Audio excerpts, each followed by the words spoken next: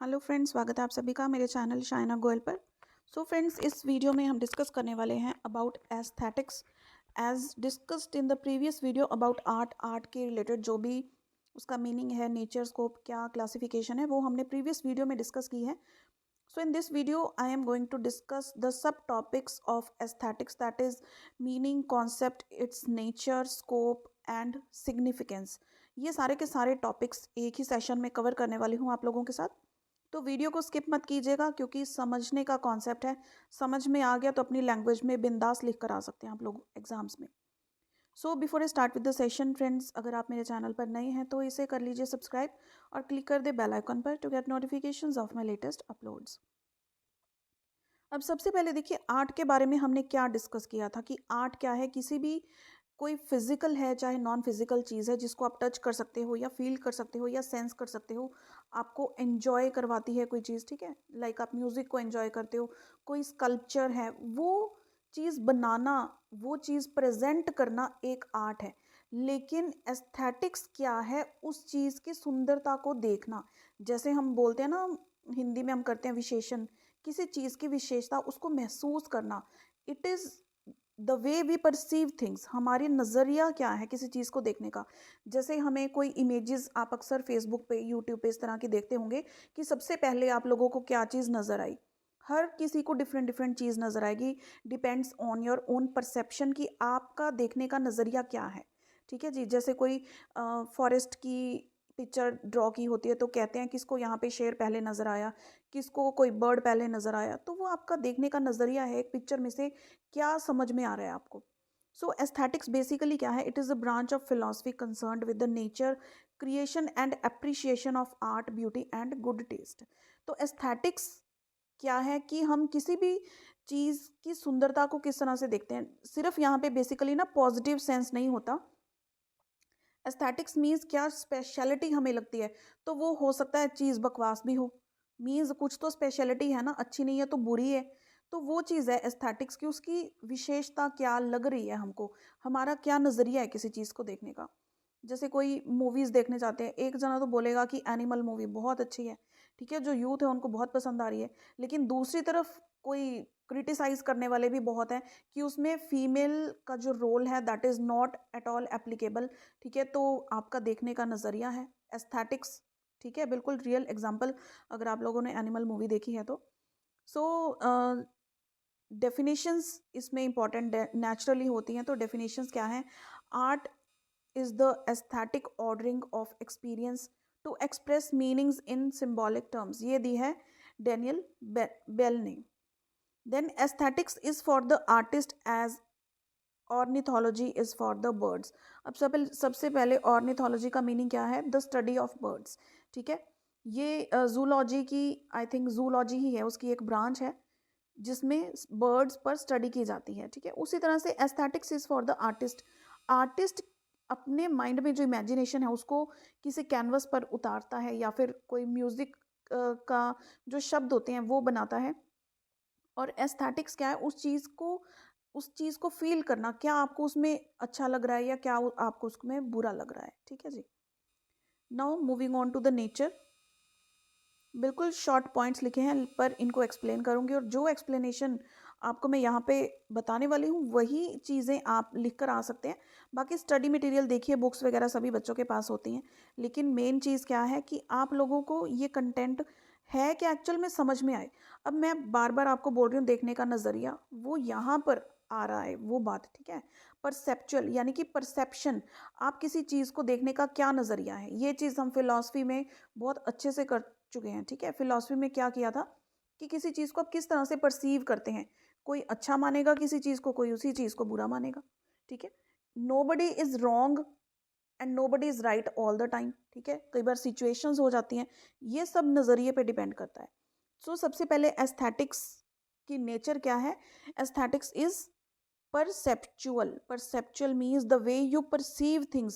it is related to the study of sensory values। हम हमारे जो सेंसेस हैं वो किसी चीज़ को किस तरह से देखते हैं। कोई चीज़ हमें देखने में सुंदर लगती है, कोई पेंटिंग होती है, कुछ लोग तो बहुत जल्दी समझ लेते हैं, कुछ लोगों को लगता है कि क्या खाली ब्रश से चला रखे हैं, कोई कॉन्सेप्ट ही समझ में नहीं आ रहा, ठीक है। The ones who can understand deep meaning वो उस चीज़ की सुंदरता को समझ सकते हैं. So basically it is perceptual. अब जो एग्जाम्पल्स मैंने आपको दी है ना, यही आप डिट्टो लिख कर आ सकते हो, क्योंकि बिल्कुल रियल लाइफ एग्जाम्पल्स आपको दिए हैं. तो आप ईजी करके एग्जाम्पल इसको अंडरलाइन कर देना, ताकि एग्जामिनी को पता लग जाए कि भैया एग्जाम्पल भी दिए है इस बंदे ने. ठीक है. नेक्स्ट है एक्जियोलॉजिकल. अब axiological, aesthetics is axiological. Axiological पहले क्या होता है, ये एक स्टडी होती है जिसमें हम ह्यूमन वैल्यूज़ पर, उनके क्या ह्यूमंस के रिलेशनशिप हैं एक दूसरे के साथ, उनका बिहेवियर क्या है. ठीक है, यानी कि ह्यूमन लाइफ में क्या इंपॉर्टेंस है, वो चीज़ क्या है, एक्जियोलॉजिकल उस चीज़ की स्टडी है. तो बेसिकली जो दो टाइप्स की वैल्यूज़ हैं एक्जियोलॉजी ये स्टडी करती है. पहली होती है एथिक्स. ठीक है, एथिक्स यानी कि मॉरल वैल्यूज़ या फिर कुछ भी. Then second is aesthetics. इसलिए कहा जाता है कि aesthetics is axiological. Next is have many branches. अब ब्रांचेस की अगर हम बात करें तो ब्रांचेस क्या है कि एस्थेटिक्स हम किन किन चीज़ों में देख सकते हैं. अगर कोई स्टेज शोज हो रहे हैं तो हमें बहुत अट्रैक्टिव लग रहा है, वहाँ पर एस्थेटिक्स की वैल्यू आ गई. ठीक है. अगर आपके पास कोई जैसे फैशन शो चल रहा है, कोई ड्रेसिंग दिखा रहे हैं, तो वो आपको बहुत अच्छी लग रही है. अच्छी लग रही है ना, इट मीन्स उसकी स्पेशलिटी है, वो विशेषता आ गई वहाँ पर. बस ये सिंपल सा वर्ड याद रखना, विशेषता. जहाँ पर आपको ये चीज़ एप्लीकेबल लगती है, it means that is aesthetics. समझ में आ गया ब्रांचेस क्या है. ब्रांचेस अब क्या हो सकते हैं, इसकी थिएटर हो सकता है, like I told you fashion हो सकता है. ठीक है. और क्या हो सकता है, the way someone represent, manners बोल सकते हैं, या फिर जो नेचर होती है, नेचर में एस्थेटिक्स को देखना. ये सारी चीज़ क्या है, इसकी बहुत सारी ब्रांचेस होती हैं. Then aesthetics is descriptive. अब डिस्क्रिप्टिव किस तरह से, कैसे हम इसको डिस्क्राइब कर सकते हैं, क्योंकि जो स्टेज शोज करते हैं वो क्या होते हैं, ड्रामेटिक होते हैं. ठीक है. या फिर जो हम बोलते हैं हमारे पुराने ग्रंथ हैं उनको हम एपिक बोलते हैं. तो ये कुछ टर्म्स यूज होती हैं, एस्थेटिक टर्म्स इनको बोलते हैं, इसलिए हम बोलते हैं कि ये क्या है, डिस्क्रिप्टिव है. Then fifth is aesthetics is a philosophical science. ठीक है. एस्थेटिक्स क्या है, एक फिलोसफिकल साइंस है which is related to the human activity. क्या ह्यूमन बींग्स एक्टिविटी करते हैं, कैसे एक्टिविटी करेंगे, जो उनकी खुद की फिलॉसफी है लाइफ की. ठीक है. जो चीज़ उनको अच्छी लगती है, ये एक्चुअली रिलेटेड कहाँ से है, परसेप्चुअल से. क्योंकि हमारा नज़रिया किसी चीज़ को देखने का क्या है. ठीक है. तो उसी चीज़ की क्या है, फिलोसफिकल साइंस है aesthetics. Then next is interpretive. Interpret करना मतलब किसी का निष्कर्ष निकालना, किसी चीज़ का हम कहते हैं कि रिजल्ट निकालना. इंटरप्रेट कर दिया हमने इस चीज़ को. ठीक है. अब देखिए सिक्स्थ पॉइंट है इंटरप्रेटिव. इंटरप्रेटिव में हम कुछ ब्रांचेस के लिए ये बात कर रहे हैं, सभी ब्रांचेस के लिए नहीं. इंटरप्रेट करना कि किसी चीज़, कोई चीज़ आपके सामने डिस्प्ले की हुई है, उसमें कुछ ना कुछ सेंस बनाकर या फिर सेंस निकालनी उस चीज़ की. कोई फॉर एग्जांपल आपके पास पोएम आपको रिप्रेजेंट कर रहे हैं, कोई लिटरेचर का काम है. ठीक है. या फिर कोई विजुअल आर्ट आपको शो की जा रही है. तो ये कुछ चीज़ें हैं जिनमें हम बोलते हैं कि इंटरप्रेटिव होती है aesthetics. Then aesthetics is objective and subjective. Objective and subjective इस थ्योरी को सपोर्ट करते हुए दो लोग हैं, जो एक कहते हैं कि ऑब्जेक्टिव है, सेकंड इज द सब्जेक्टिव. अब प्लेटो क्या कहते हैं कि there are things which are beautiful always and by themselves. ठीक है. जो हमेशा सुंदर होती हैं और वो खुद से ही होती हैं, उनको कोई बनाता नहीं है. तो ये चीज़ क्या हुई, उनकी ऑब्जेक्टिव एस्थेटिक्स हुई. लेकिन डेविड हम्स क्या कहते हैं, the beauty of things existed in mind with contemplates them, which contemplates them. ठीक है. जो किसी चीज़ की सुंदरता है वो हमारे दिमाग में है.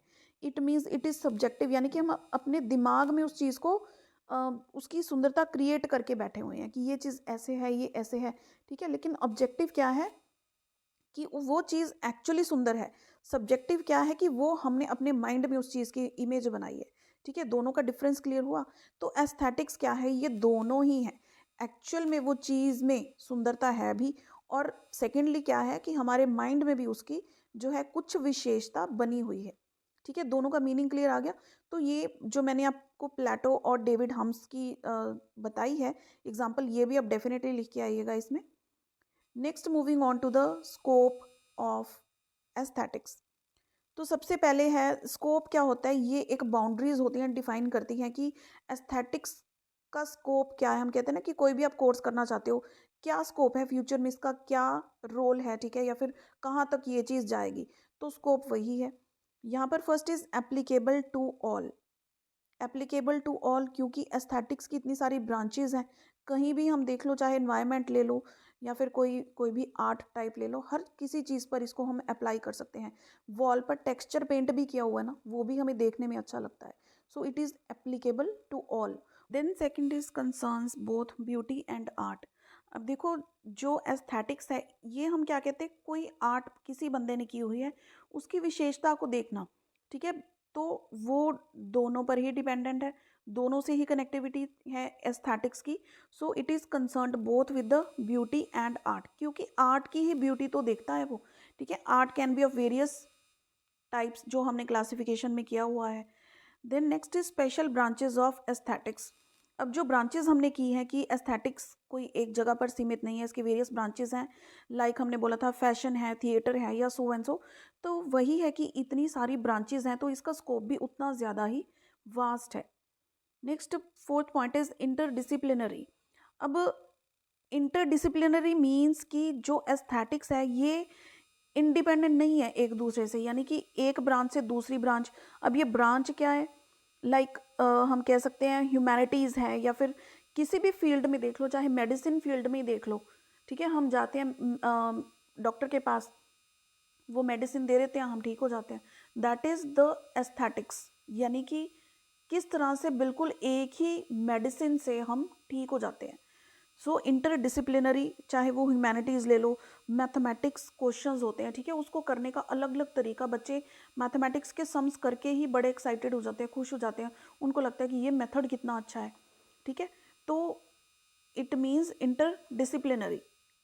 Next is subject matter of aesthetics. जैसे हमने दो डेफिनेशंस की थी, एक सब्जेक्ट मैटर, हमने बोला था ना नेचर में aesthetics is objective as well as subjective. तो सब्जेक्ट मैटर क्या है कि किसी भी पर्सन के माइंड में जो एस्थेटिक्स डेवलप होता है, यानी कि जो ब्यूटी डेवलप होती है, उसका कोई अंत नहीं है, हम हर फील्ड में उस चीज़ को ऑब्जर्व कर सकते हैं। So that is what is about subject matter of aesthetics. Then is relationship with psychology.